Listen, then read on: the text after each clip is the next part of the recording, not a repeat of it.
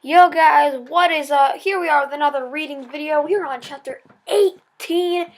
We got so far in the book. I am so excited. And book suggestion for today is Brown Girl Dreaming. Now this book is a book in the middle school North Carolina Battle of the Books list. And for some people you might find it weird and boring, which I can see. But it is also a book that has won many awards, and it's just a great book. It's about segregation and life as a person. It's about a black girl who lives in various places, learns about people, and it's really cool. So without further ado, let's get into Chapter 18 of The Only Thing to Fear by Caroline Tung Richmond. Chapter 18. Garrison limped forward, his hand clutching a soiled bandage on his shoulder. When he reached Zara, she saw that his clothes were wet with blood. "It's me. Aline and I had to disguise ourselves to break into the fort's weaponry." Zara searched for words, but they wouldn't come. Her head reeled at what she had just seen. Finally she spluttered. "You escaped from the bombers at Camp Hammerstein?"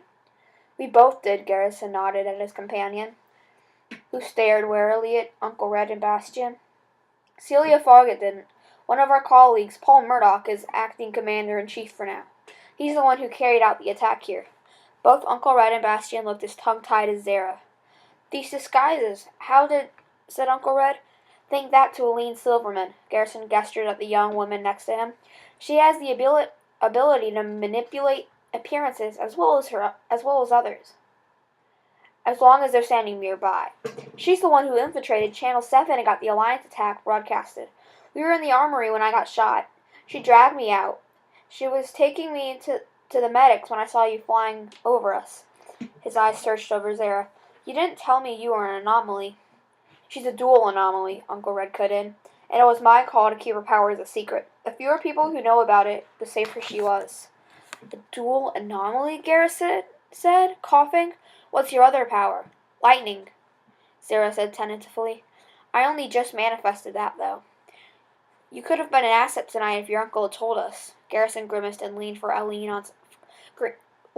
on Aline for support. "That's a tongue twister." "Time to go. Now," said Aline. Despite her small structure, her voice contained iron. "Get in the truck. We have to get him to a doctor." "Actually, I'm a medic." Bastian took a step forward. "I can take a look at the wound." Aline stiffened at Bastian's accent. Her eyes cooled even more. "Is this one with you?" she said sharply to Uncle Red. "This German?"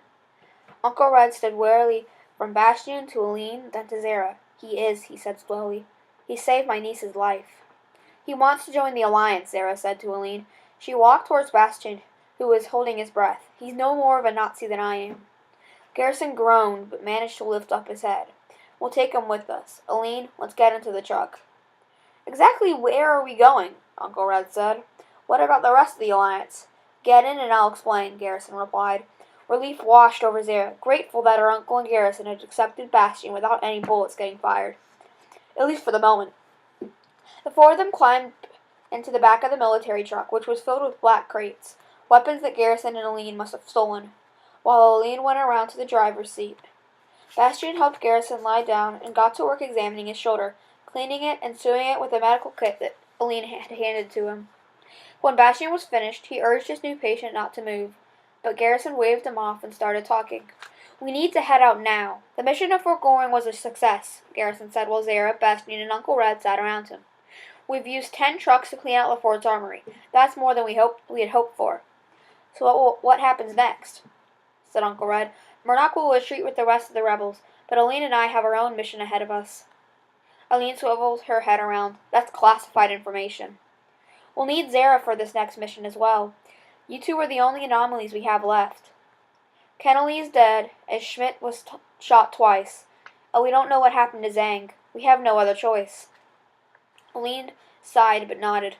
"Fill them in on what's going on, then," she said, while she started the engine.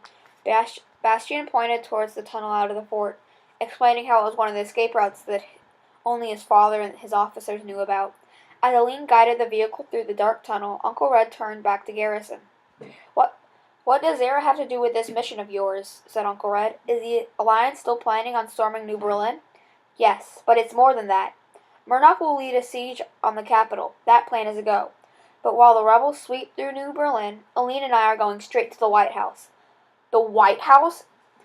Uncle Red said incredulously. You're heading straight into the Nazis' hornet nest? We're doing it for good reason. Garrison coughed again, but soldiered on with his explanation. Right before the attack on Fort Goring, we got a message from one of our sources in Berlin. Apparently, the Fuhrer is throwing a gala to celebrate the anniversary of the Nazi rule in the territories, and the gala will be held at the White House.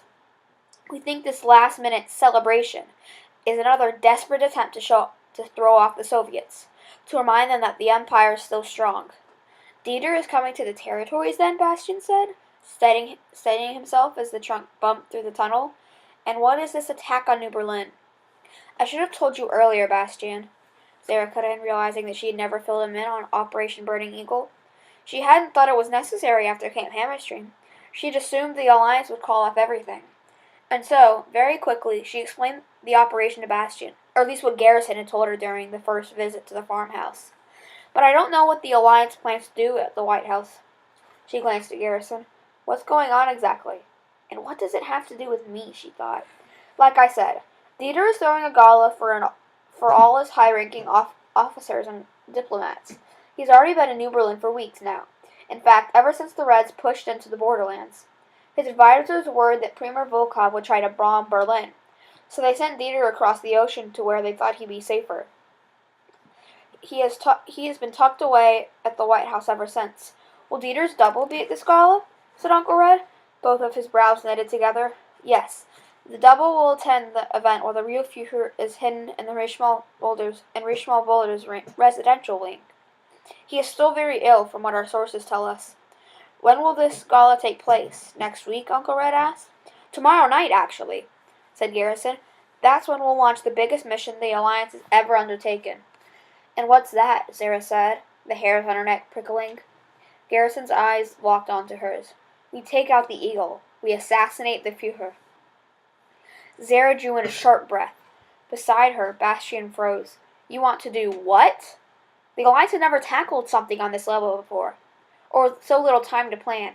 Yes, they had killed Nazis and overrun 2 military bases, but killing the leader of the Empire? And that wasn't all. If Zara had heard Garrison correctly, he wanted her to go on that mission with him. A thrill coursed through her, followed by a stomach-twisting fear. An operation like this would be the biggest thing she'd ever done in her life, and the deadliest. We'll kill the Fuhrer at the gala, Garrison repeated, as if it were simple. We'll record the whole thing and broadcast it on national television. We need to do this if we want to start a revolution. But you told us that Dieter had been using a double, Uncle Red said, gripping onto Zara as the truck hit a bump. Killing the double leaves Dieter alive. That's why we'll take out both of them. First the double, then we'll find Dieter. Bastian hastily wiped his hands on a towel and stood up straight despite the moving truck. This plan is suicide. We're going to be fugitives if we go through with it. Sit down, Aline said. With both hands on the steering wheel, she thought him a frosty glance. Frankly, we don't need you in the mission tomorrow anyway. Her head snapped back towards the road. And by the way, you're already a fugitive. And a traitor, if you haven't noticed. I'm not a... Bastian's eyes flared wide, the weight of her words setting in. Please, Bastian, Zara took him by the wrist, tugging on it until he sat on the floor again. He raked his fingers through his hair. We can't go back, can we? He whispered to Greenfield. No. What if your father found out about what you've done? He would kill you too. But my mother... Zara went numb. She hadn't thought about that. There was no way Bastian could return to his mom, not after he had openly aided the Alliance. He couldn't go home, and she couldn't either. As the truck rumbled north, it took her farther and farther away from her only home she had known. She had been born in that farmhouse. She had worked its land since she was a girl on plates. Zara's throat clenched tight, but she swallowed the lump building inside of it. She had Uncle Red with her, at least, but Bastian was alone. She reached for his hands, setting her fingers on top of his. warmth pulsed up her arm, so different from her powers. But Bastian pulled his hand free and moved towards the end of the truck, where he sat down and drew his knees against his chest. Zara's face flamed with embarrassment. "Leave him be," Uncle Red said, but she followed after Bastian anyway. She sat in front of him, waiting for him to say something, but he didn't look up at her. "I'm sorry," she said quietly. Guilt sank into the bottom of her stomach. She knew Bastian wanted to join the Alliance, but she didn't expect that choice would break him apart from his mother so soon. He probably didn't either. Tonight, he had only thought that he was helping her escape from the hospital, not leaving behind his entire life. "Maybe we can get a message to your mother somehow, or we could find a phone and call her." "That would be too dangerous. I can't put us at risk like that." "Then we'll send a letter. We won't put any return address on it. That way—" He still hadn't met her gaze. "I knew what I was doing by joining the Alliance. I knew I might have to leave her one day." Anguish overwhelmed his features. "That was the choice I made." Zara couldn't look at him, not with her throat tightening again. She couldn't do it. The mere thought of it ripped her apart inside. But for Bastian, this was new reality. "I wish there was something I could do," or she started. "It's not your fault." He was quiet for a long moment. "I just thought I'd get the chance to tell her goodbye."